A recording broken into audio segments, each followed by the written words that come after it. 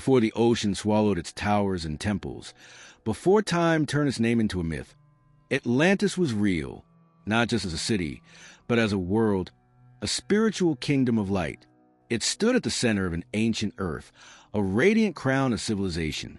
It was a time when humanity lived in harmony with the universe, when spirit and matter were still joined.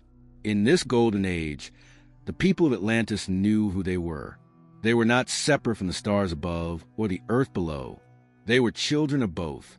The Atlanteans were a different kind of human, taller, more luminous. Their consciousness was not locked in the physical. They lived with awareness of their soul's eternal nature. They remembered their origins, not from apes or dust, but from a greater realm. According to ancient sources like Plato, the Atlanteans were descended from divine beings, guardians sent to guide humanity. They were part of a sacred experiment, a civilization built on cosmic law, meant to be a bridge between heaven and earth.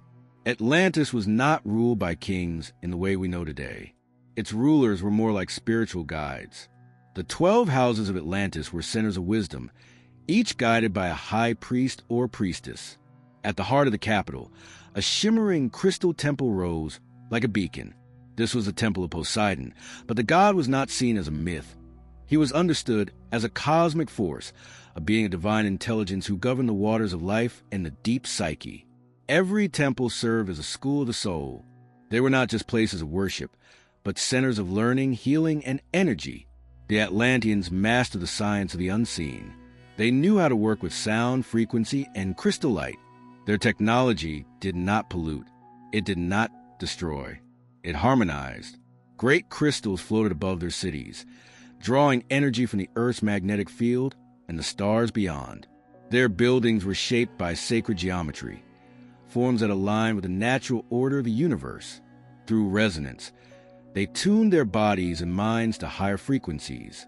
They believed that the body was a temple, the mind a mirror of the cosmos, and the soul a traveler on an infinite path. Every citizen was raised with the understanding that life had purpose. From early years, children were guided to discover their spiritual gifts. Some had the power to heal with their hands. Others could communicate with plants or animals. Some remembered past lives. Some saw into other realms. These abilities were not rare or feared. They were cultivated. Education in Atlantis was not about memorizing facts. It was about awakening the inner self, connecting to the divine spark within. They understood that true knowledge was not outside, but within. The society was structured in layers of consciousness. At the outer level, daily life flowed with beauty and order. The people worked in harmony with the land. They farmed with respect for the elements, creating lush gardens and abundant food. The arts flourished. Music, dance, architecture, all were seen as expressions of divine energy. Their music could heal. Their language carried tones that awakened the soul. But beneath this outer layer was a deeper realm. The mystery schools, hidden temples where the initiates were trained in the oldest truths. These truths taught that all life is one, that the soul is eternal, that the universe is alive, conscious, and always listening. The Atlanteans knew of other worlds, not in imagination, but in direct experience. Through meditation, ritual, and spiritual alignment, they traveled to other dimensions. They spoke of the higher realms as real places, inhabited by beings of great wisdom and light. These were the ones they called the star ancestors. Some say from Sirius, others from the Pleiades or Orion. These star beings were the original mentors of humanity, and in Atlantis, their teachings were preserved. Atlantean healers worked not just on the body, but on the energy field. Illness was seen as a sign of disconnection from the soul. Crystals, sound bowls, colored lights, and sacred oils were used to restore harmony.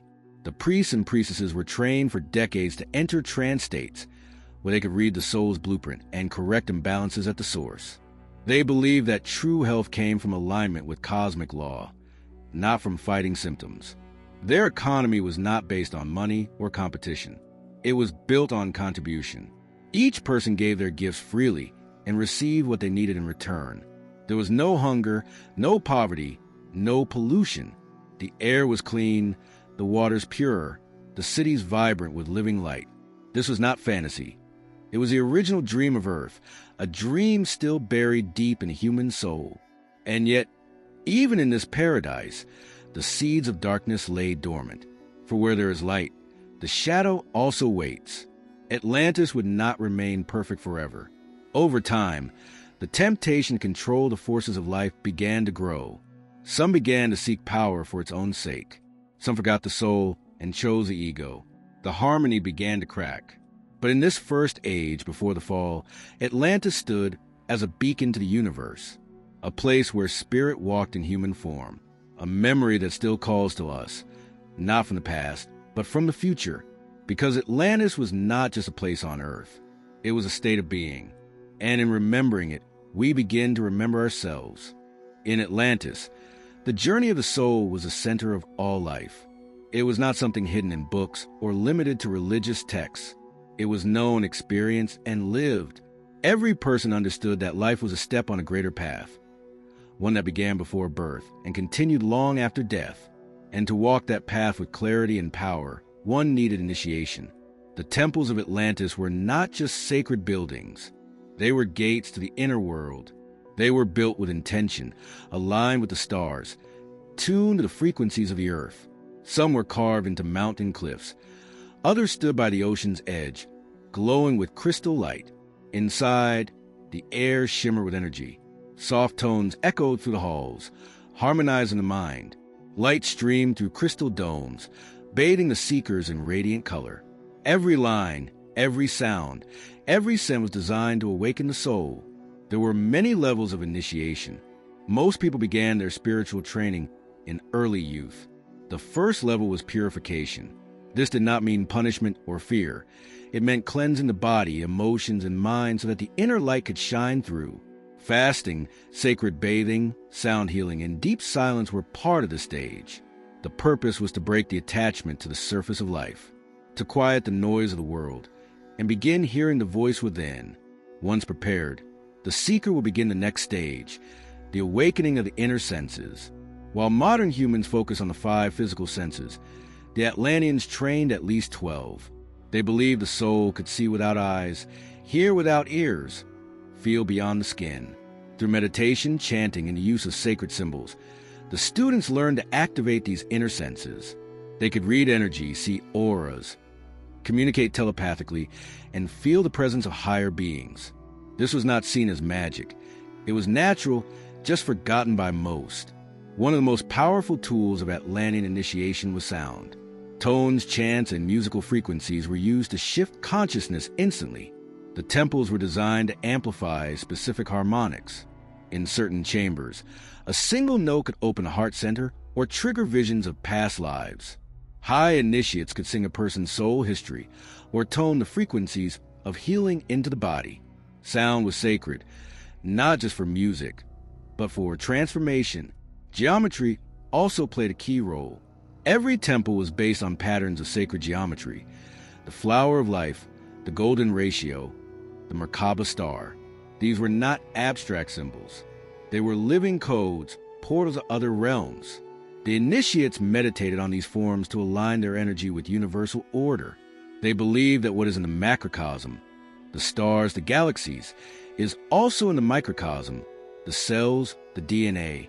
By contemplating these shapes, they came into harmony with the divine blueprint. Light was another teacher. The Atlanteans used crystals to focus and bend light into healing rays. Certain temples had crystal domes that refracted the sun's rays into rainbows of energy. Different colors activated different aspects of soul. Blue awakened truth. Green opened the heart. Violet lifted the consciousness beyond time. The initiates would lie beneath these light patterns in states of meditation, receiving downloads of knowledge from higher planes. They believed that light carried information, and in the right state, one could absorb entire volumes of truth in a single moment of stillness.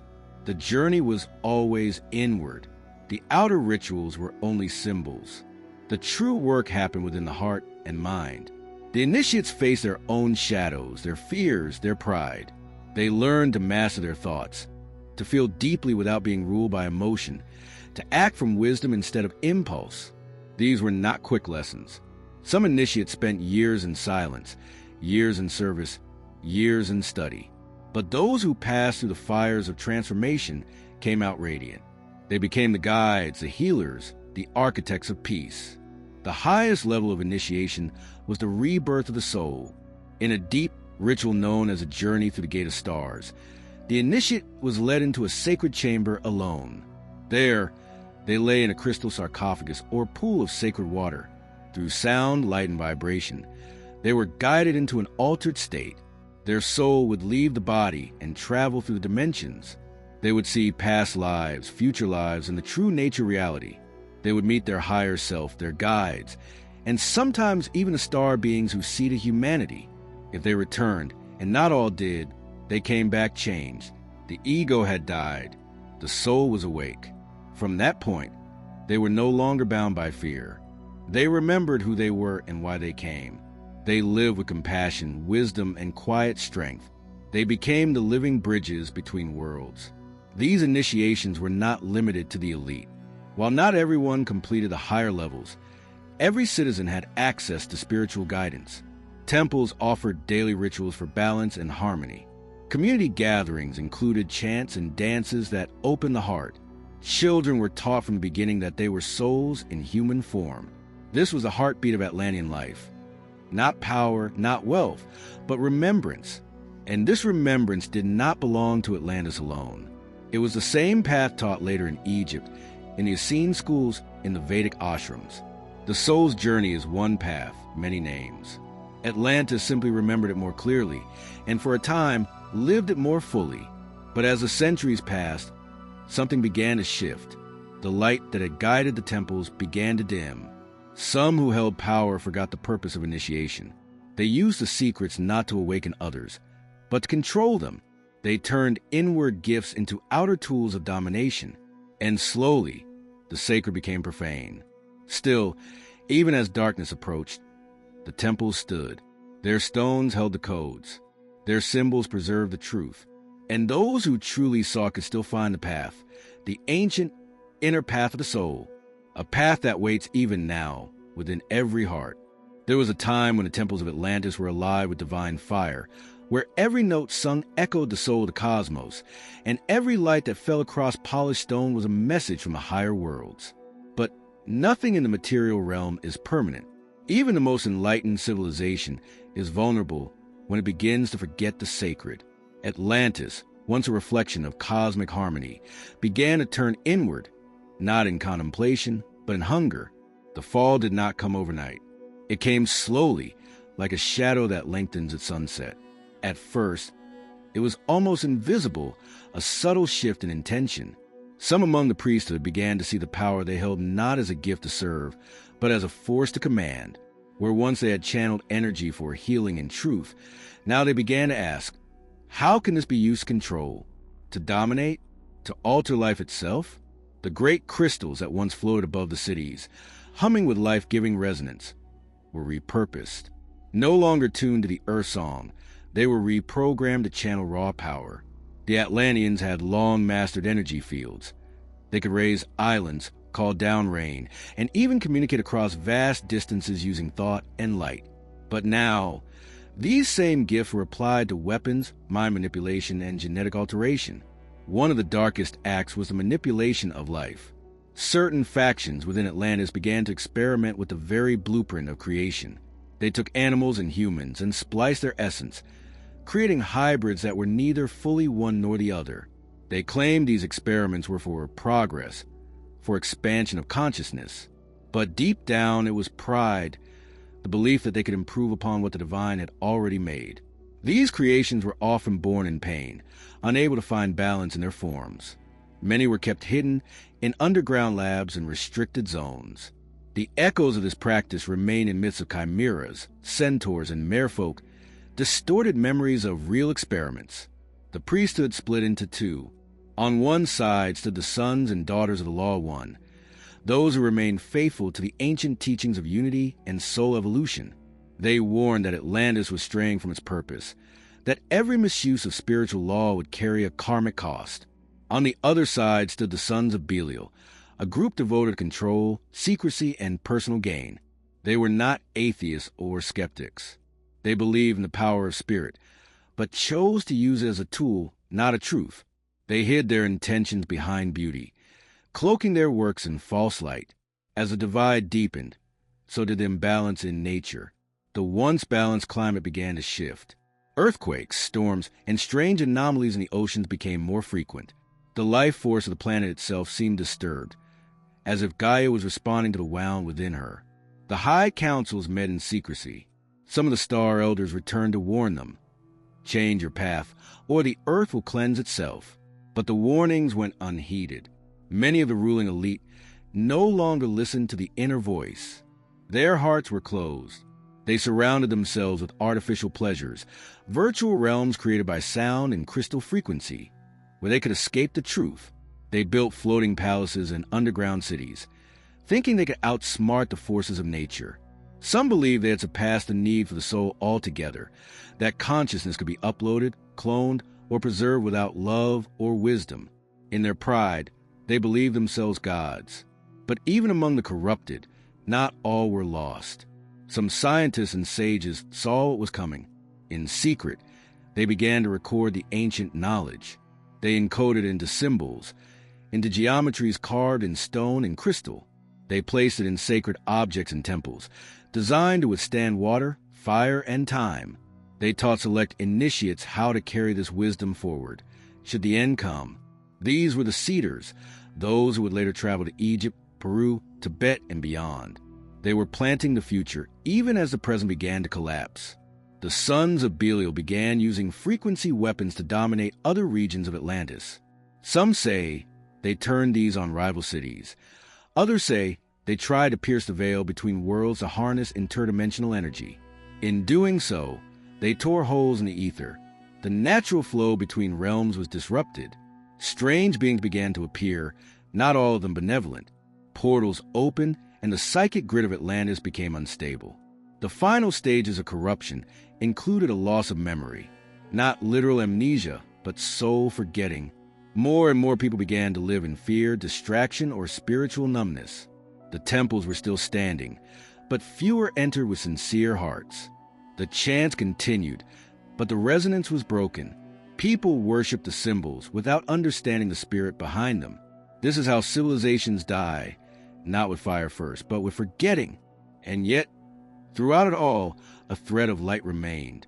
In the hidden sanctuaries, the true initiates continued their work. They prayed, they healed, they kept the codes alive. They knew the wheel was turning, that Atlantis was entering its night. But they also knew that cycles are part of a greater rhythm. What falls may rise again. In the end, it was not just a misuse of power that brought Atlantis down. It was a betrayal of purpose. A civilization that had been born to guard the soul chose instead to serve the ego. The balance had been broken, and once that line was crossed, nature herself would move to restore it. The earth was preparing to breathe, and with that breath, everything would change. As the final age of Atlantis began, the air itself felt heavy. The skies turned strange, colored not by the soft hues of twilight, but by flashes of unnatural light. The people, once vibrant and awake, walked through their lives like shadows of who they had once been. Something deep within the earth stirred, a pressure, a pulse, a warning. And those who could still hear the earth's voice knew the end was near. But the end had not come without prophecy. Long before the cities rose to their final glory, the ancient seers had seen the possibility of a fall. In the Temple of Inner Sight, oracles would enter deep trances and speak of two paths. One where Atlantis rose into a golden light, becoming a beacon for all Earth civilizations, and another where pride, power, and forgetting would lead to destruction. These visions were recorded in crystalline archives, etched into stone tablets, and whispered among the initiates. These prophecies did not come only from Earth.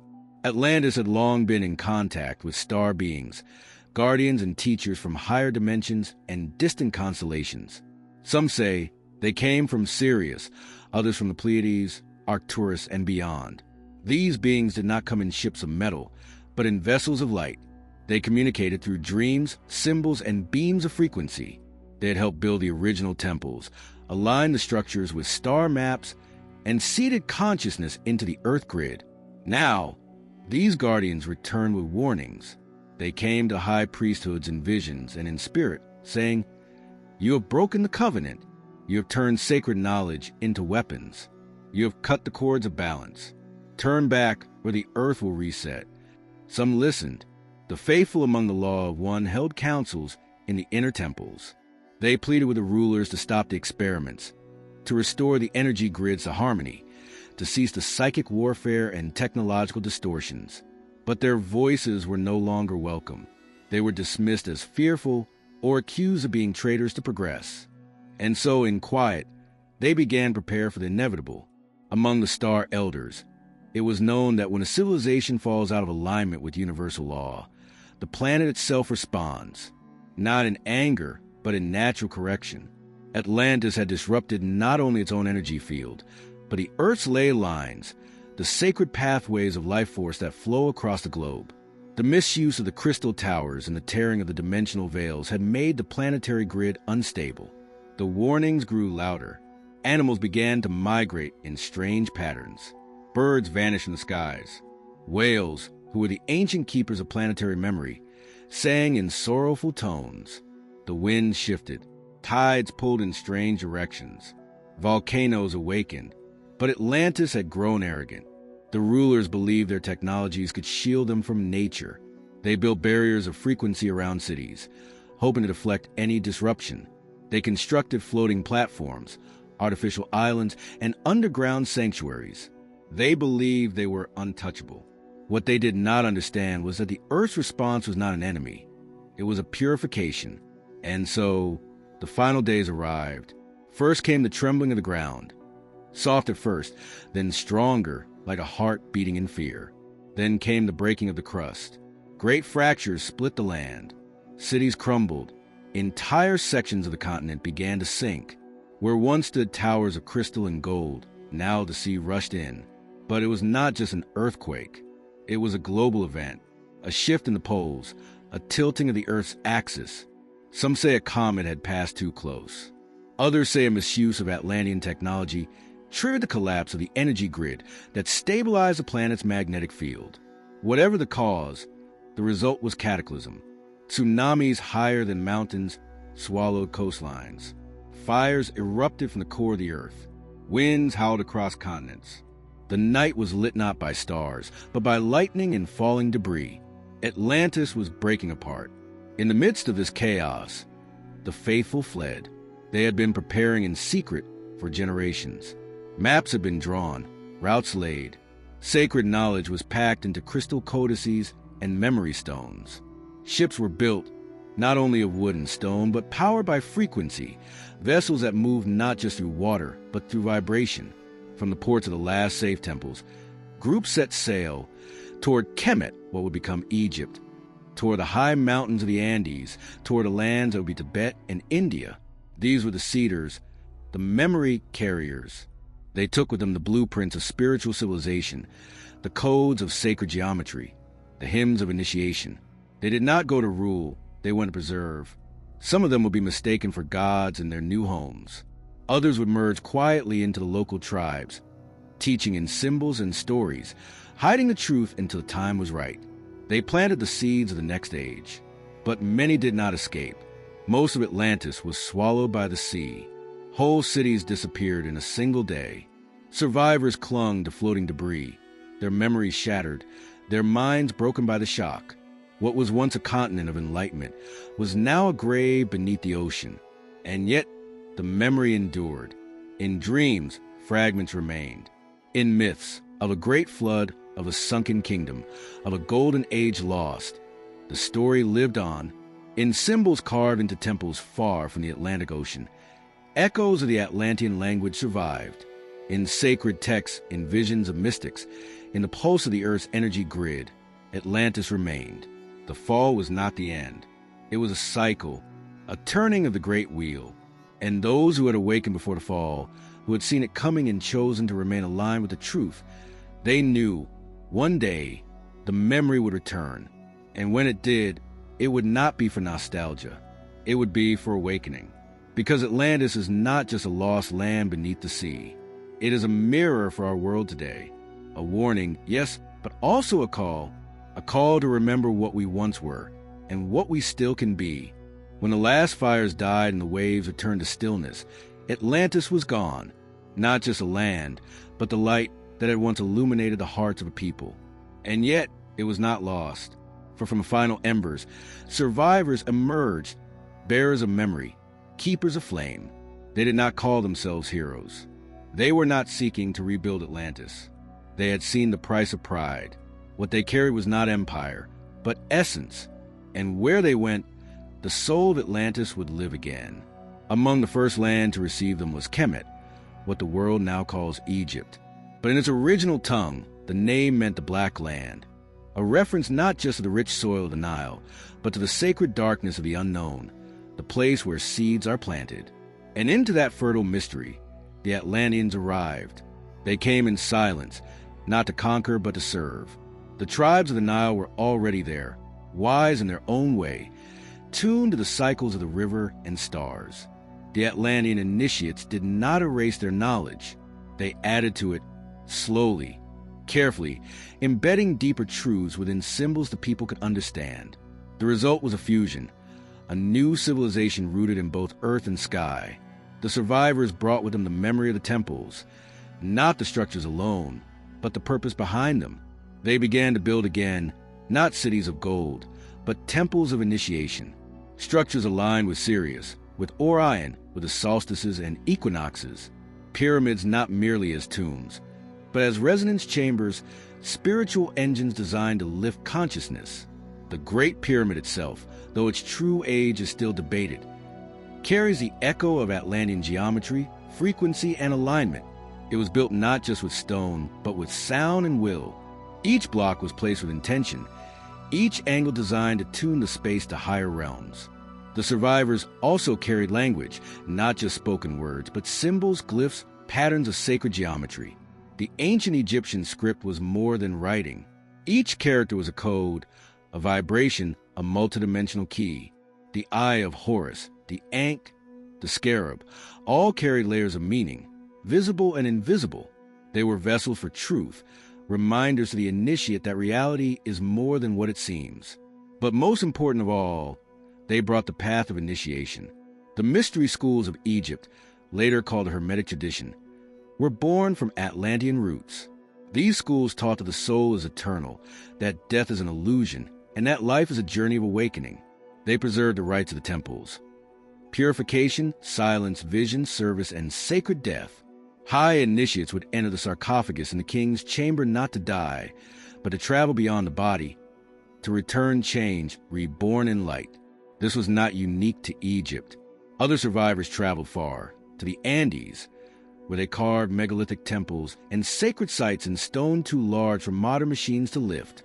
In places like Tiwanaku and Cusco, the stones fit with laser precision, untouched by mortar. These were not the works of primitive tribes. They were the fingerprints of knowledge older than history. In India, the Vedic sages spoke of a golden age called Satya Yuga, of flying ships called Vimanas, of beings who came from the stars and taught the science of consciousness. In Tibet, the legends tell of Shambhala, a hidden kingdom of wisdom deep beneath the earth, a memory of Atlantean knowledge kept safe from the surface. All across the globe, stone became the memory keeper. Where parchment could burn, where words could fade, stone endured. Carved into it were not only images, but frequency patterns. The spiral, the triangle, the seed of life, each form encoded with meaning. Those who could feel, rather than just see, would sense the pulse still radiating from these sites. They are not ruins. They are temples still alive, but the knowledge was not meant for all. The Atlantean initiates knew that too much truth too soon could repeat the fall. So they hid the teachings in layers, outer stories for the many, inner truths for the few. The myths of Osiris and Isis, of Quetzalcoatl and Viracocha, of Krishna and Rama, these were not just legends but metaphors, keys to unlock the soul when the time was right. The ancient symbols were not secrets to hoard, but mysteries to protect, until humanity was ready. That readiness is returning. We live in a time when the stones are speaking again. Satellites photograph pyramids hidden beneath jungle canopies. Submerged cities off the coast of India, Japan, and the Caribbean hint at a forgotten age. New translations of old texts reveal truths long buried beneath dogma and denial, and those with awakened hearts begin to feel deeply that we've been here before. The survivors of Atlantis did not just rebuild. They planted codes in time. They knew the earth moves in cycles, great ages of light and shadow.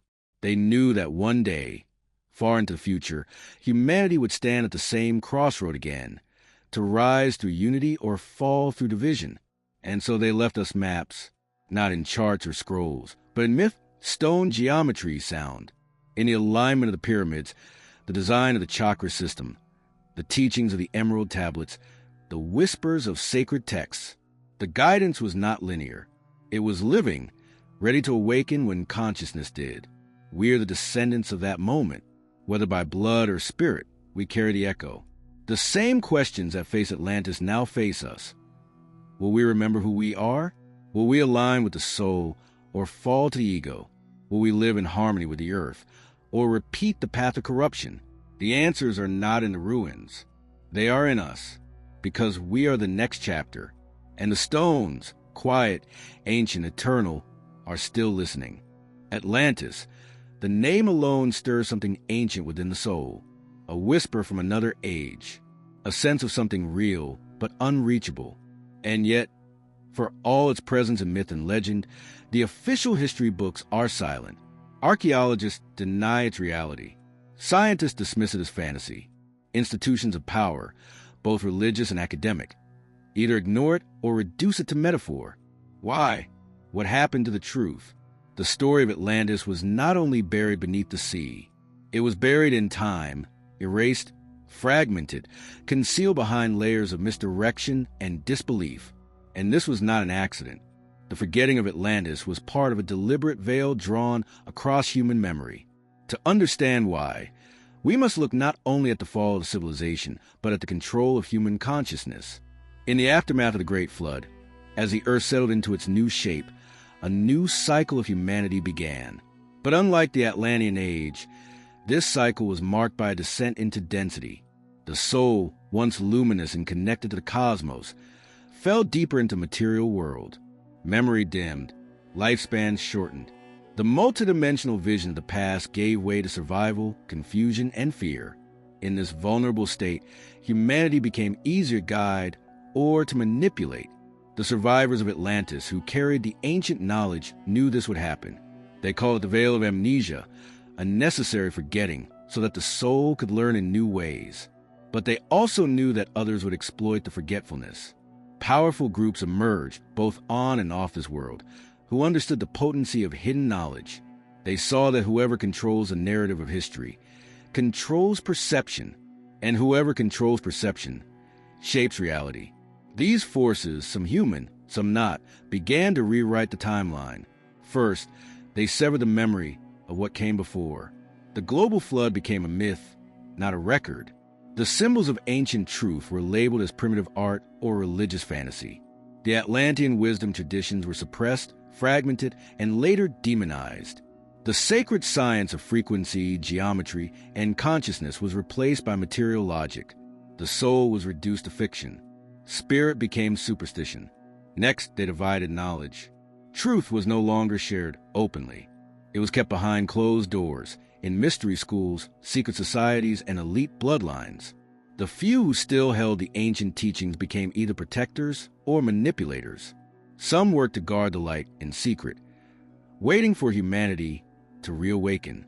Others used the power for control, embedding distorted truths into religion, politics, and commerce. Thus began the age of forgetting. But the truth could not be fully destroyed. Atlantis may have sunk, but it did not vanish. The memory lived on, hidden in myth, encoded in stone, scattered in oral traditions across every continent. From the Hopi stories of the previous worlds to the Vedic descriptions of lost ages, from Plato's account to the Mayan calendars, clues remained. These clues formed a hidden timeline, one that exists parallel to the official version of history. A timeline where great ages rise and fall in rhythmic cycles, where consciousness evolves, forgets, and remembers, where humanity is not a random accident, but a soul experiment watched and guided by higher beings. This hidden timeline also reveals why Atlantis had to be erased from public awareness. Because if humanity remembered the truth of its origins, its spiritual power, its cosmic connections, its purpose, the systems built on fear and division would collapse. The truth of Atlantis is dangerous to those who profit from illusion. It threatens every structure of false authority. It empowers the individual to awaken. And so, the story was buried not just in textbooks, but in the human psyche. But not all was lost. In sacred libraries beneath the earth, in crystal vaults hidden within the mountains, in encoded star maps waiting in ancient ruins, the memory has remained. Some say there are records of Atlantis kept in inner earth, in protected realms shielded from surface awareness.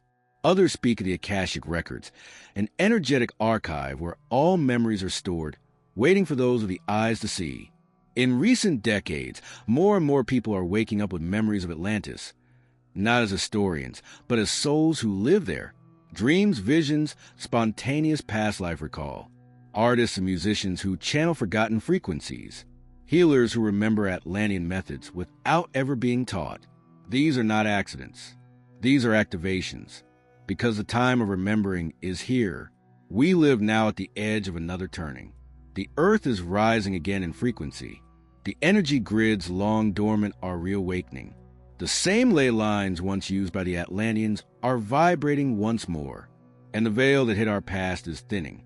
This is why stories of Atlantis are returning to the surface. This is why children speak of the stars, why ancient temples call to seekers, why humanity feels an ache for something lost, not just physically, but spiritually. Atlantis is not a curiosity. It is a mirror, and in its rise and fall, we see ourselves. The question is no longer whether Atlantis existed. The question is, what will we do with the memory? Will we repeat the cycle, building technologies without wisdom, seeking power without purpose, ignoring the soul's call? Or will we rise, not as Atlanteans of old, but as something new, remembering the past, but choosing a better future? The truth of Atlantis was never meant to stay hidden forever. It was meant to return when we were ready. And now, the stones are singing again. The timelines are merging. The soul is stirring. The hidden is becoming known. The forgetting is ending. Atlantis was never just a land. It was never only stone, sea, and sky. Its true foundation was always consciousness, the awareness of soul, the connection to the cosmos, the understanding that life is sacred and unified. Long after the waters rose and the towers fell, that consciousness remained. It lived in the hidden corners of the earth. It lived in the symbols scattered across cultures. And most of all, it lived in us. To speak of Atlantis today is not to dwell on history, but to awaken memory, not only the memory of what was, but of what is still possible, because Atlantis is not behind us. It is within us, waiting, calling, rising. The soul remembers. Beneath the noise of modern life, beneath the layers of distraction and division, there is a spark, a pull, a vision. It may come as a dream of crystal cities, a sudden emotion when standing in front of an ancient site, a feeling of coming home when reading forgotten myths, a knowing that cannot be explained. These are not fantasies. They are awakenings. To awaken Atlantis is to awaken our original essence, to return to the understanding that we are spiritual beings, eternal and sovereign, walking through matter to evolve. It is to remember that we come from the stars, that our ancestors were not primitive, and that the earth is more than a planet. She is a living being, a sacred school of the soul. This awakening is not about recreating the past.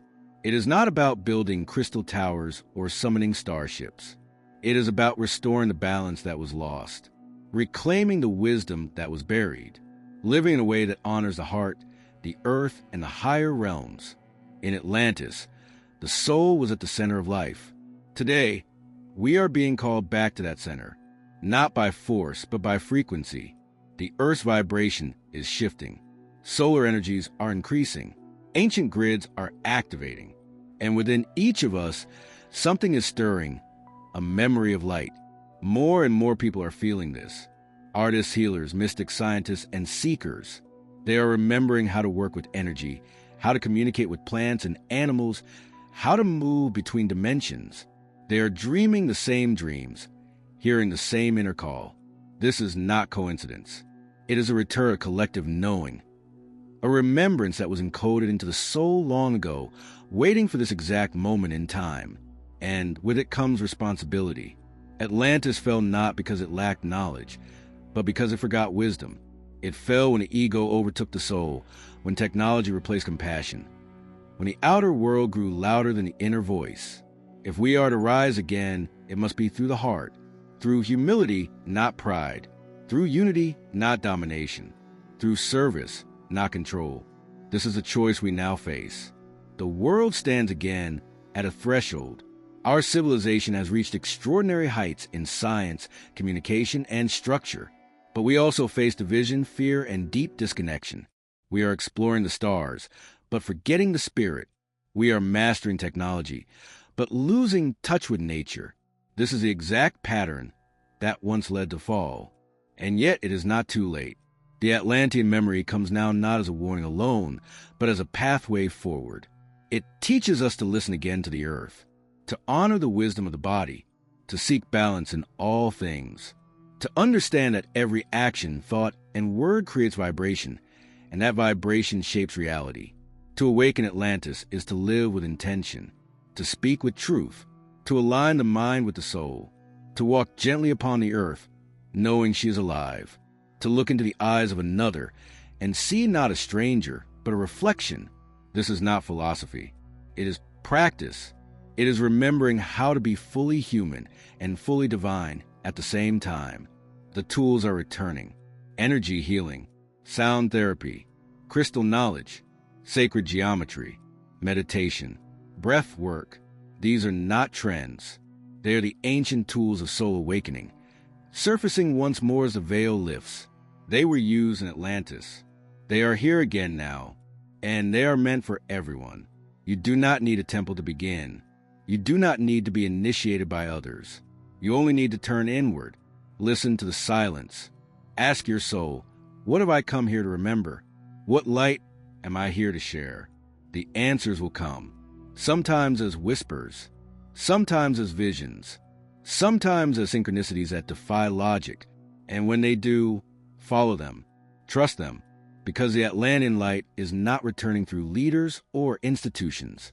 It is returning through you, through every soul who chooses love over fear, presence over distraction, soul over ego. This is how Atlantis rises again, not in the oceans, but in the hearts of those who choose to live as awakened beings, who choose peace, who remember the sacred, who stand between earth and sky and say, I am here, I remember, I will carry the light. The future is not fixed. It is formed by frequency. And when enough of us awaken the Atlantean frequency within, the entire world will shift. So listen, the crystals are singing again. The earth is humming. The stars are aligning. And deep within your soul, the ancient fire has never gone out. It only waits to be seen. Remember,